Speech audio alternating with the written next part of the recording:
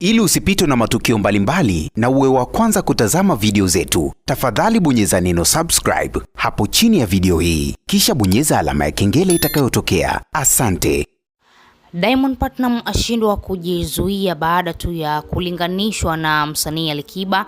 Imekuwa ni miaka mingi tunaona msanii Alikiba analinganishwa na msanii Diamond, na mara nyingi sana hao wasanii huwa wanalinganishwa kwa sababu tu wamekuwa ni wasanii ambao ni wa kizazi cha nyuma, lakini mpaka leo hii wanaendelea kuzungumziwa, lakini mpaka leo hii wanaendelea kufanya mambo makubwa, wanaendelea kufungua mabiashara makubwa, wanaendelea kuonesha ni kwa namna gani wao ni wasanii wa muda mrefu, lakini bado wanaendelea kutrendi huko kwenye mitandao ya kijamii. Lakini kitu ambacho tunakifahamu, msanii Diamond Platnumz huwa mara nyingi hapendi sana yeye kulinganishwa na wasanii wengine wa hapa Tanzania, na ukiangalia kuna namna fulani hivi huwa wanashindana na msanii Alikiba.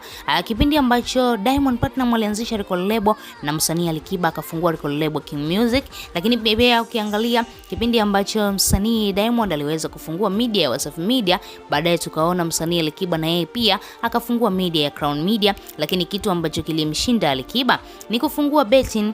Baada tu ya Diamond kufungua Wasafi Bet, tulitegemea labda Alikiba na yeye atafungua hata King Betting, lakini Alikiba anakuambia yeye ni Muislamu, hawezi kabisa kuchezesha michezo hii ya bahati nasibu, dini yake hairuhusu hata kidogo. Sasa kitu ambacho Diamond Platnumz ameamua kukizungumza siku ya leo ni kama vile ni dharau fulani kwa msanii Alikiba, kwa sababu aliweza kuulizwa kuhusiana na huyu msanii mpya wa msanii Alikiba. Mmoja kati ya mwandishi wa habari akawa anamuuliza Diamond kwamba huoni kama msanii mpya wa Alikiba ameletwa kwa ajili ya kufanya mapinduzi kwa msanii Zuchu?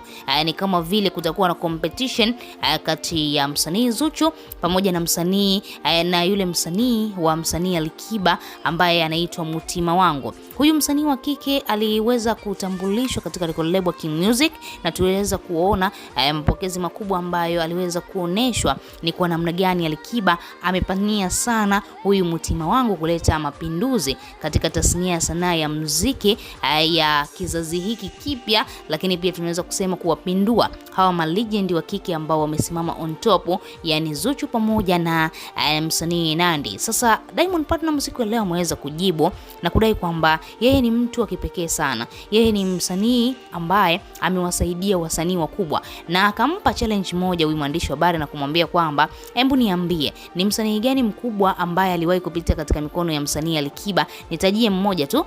Lakini hakuna mtu ambaye alikuwa anajibu. Lakini Diamond huyo akauliza kwamba hebu nitajie ni msanii gani mkubwa unayemjua ambaye aliwahi kupitia katika record label WCB na sasa hivi ana trendi na ni msanii mkubwa.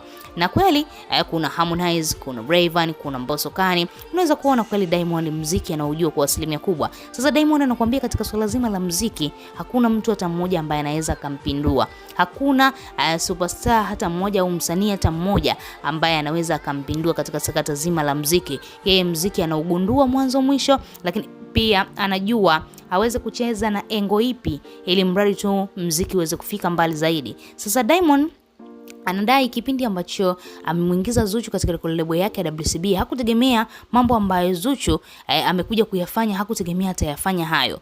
Zuchu amekuwa ni superstar ambaye amevuma kwa kipindi chote tangu ameingia katika record label ya WCB.